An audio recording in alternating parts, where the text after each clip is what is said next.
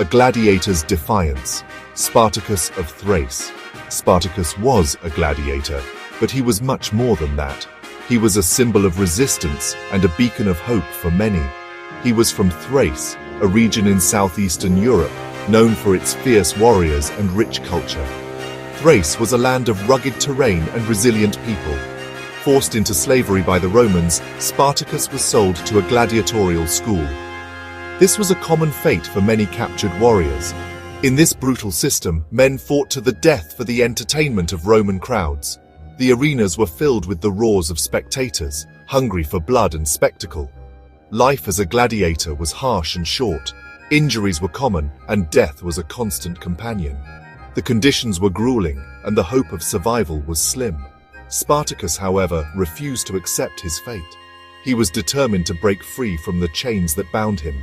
He longed for freedom, a longing shared by many of his fellow enslaved gladiators. They dreamed of a life beyond the arena, a life where they could be free men once more. In 73 BC, Spartacus and around 70 other gladiators dared to rebel. They saw an opportunity and seized it with both hands. They seized kitchen implements as makeshift weapons and fought their way out of the gladiatorial school in Capua. It was a desperate and daring escape. This desperate act of defiance sparked one of the most significant slave revolts in Roman history, the Third Servile War. The revolt grew rapidly as more enslaved people joined their cause. Spartacus was not content with mere escape. He had a vision that extended far beyond his own freedom. He envisioned something far greater: liberation for himself and every enslaved person suffering under Roman rule. Spartacus became a symbol of hope and resistance, inspiring countless others to fight for their freedom. The flames of rebellion from gladiator school to open revolt. Escaping Capua, the rebels sought refuge on the slopes of Mount Vesuvius. Their initial act of defiance attracted thousands of other escaped slaves. What began as a desperate bid for freedom transformed into a swelling army. Spartacus, a skilled warrior and natural leader, quickly emerged as the rebellion's head. He understood that to survive, the rebels had to fight. Under his command, the rebel army, swelling with escaped slaves eager for vengeance and liberty, won a string of victories against Roman forces. These victories were not the result of luck. Spartacus was a brilliant tactician. He trained his followers, instilling discipline and teaching them Roman military techniques. His strategic brilliance allowed his makeshift army to outmaneuver and defeat Roman legions. A trail of terror and destruction marked the path of Spartacus and his rebel army. Roman legions were broken on the field of battle, their once formidable ranks now in disarray. The Roman Senate, initially dismissive of the slave revolt, grew increasingly alarmed by Spartacus's unexpected and numerous victories. In response, they dispatched multiple legions to crush the rebellion, believing sheer numbers would ensure their success. The rebels, however, were a formidable force, driven by a fierce desire for freedom and survival.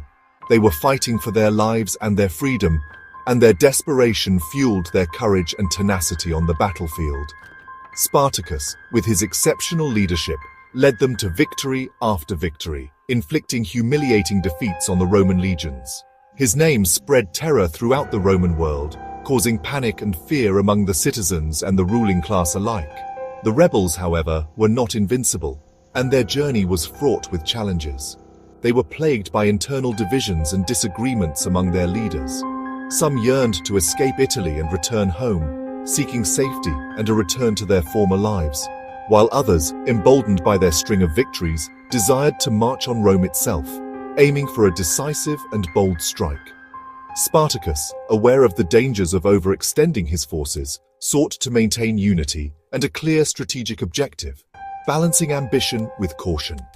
Despite his efforts, the divisions within the ranks and the differing visions for their future would ultimately contribute to the rebellion's tragic end, marking a poignant chapter in history. The tide began to turn when Marcus Licinius Crassus, a wealthy and ambitious Roman general, took command of the Roman forces. Crassus was not just any commander, he was one of the richest men in Rome, known for his shrewdness and relentless ambition. His wealth and influence made him a formidable figure in Roman politics and military affairs. Crassus was a ruthless and cunning opponent, and he understood the threat Spartacus posed to the very heart of the Roman Republic. Spartacus's rebellion was not just a military challenge, it was a direct affront to Roman authority and the social order. He employed brutal tactics, decimating his own legions to instill discipline and fear. This harsh method, known as decimation, involved executing 1 in every 10 soldiers who showed cowardice or disobedience, ensuring that the remaining troops were utterly loyal and terrified of failure. Spartacus, recognizing the growing strength of Crassus's forces, attempted to negotiate with the Roman general, hoping to find a way out for his people. He sought terms that would allow his followers to live in peace, perhaps even to leave Italy altogether. His pleas for peace were ignored. Crassus, confident in his military superiority and determined to crush the rebellion, refused to entertain any negotiations.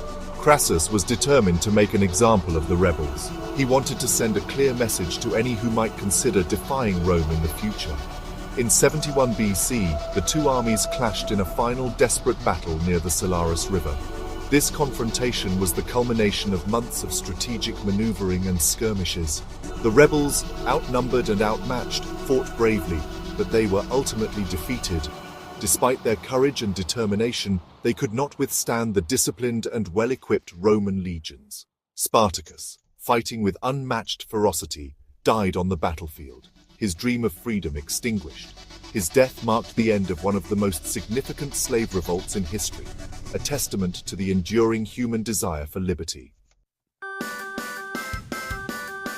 The rebellion was crushed, but Rome's thirst for vengeance was far from quenched.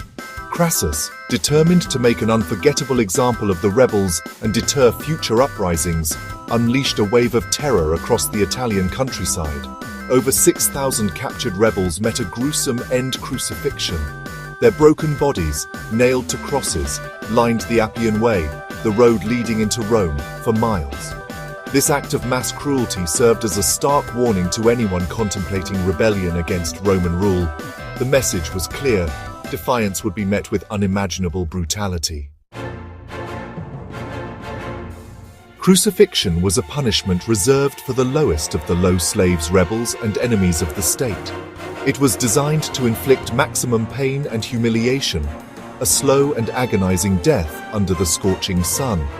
In the Roman world, the power of the state rested not only on its legions, but also on its capacity for cruelty.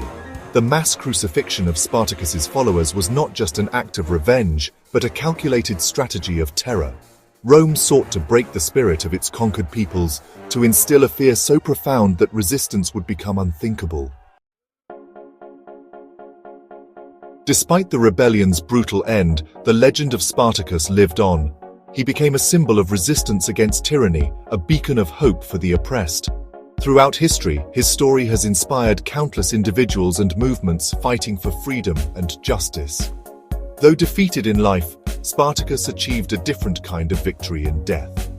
He became a powerful symbol of the human spirit's indomitable will to break free from the chains of oppression. His name continues to echo through the ages, a testament to the enduring power of courage, determination, and the pursuit of liberty.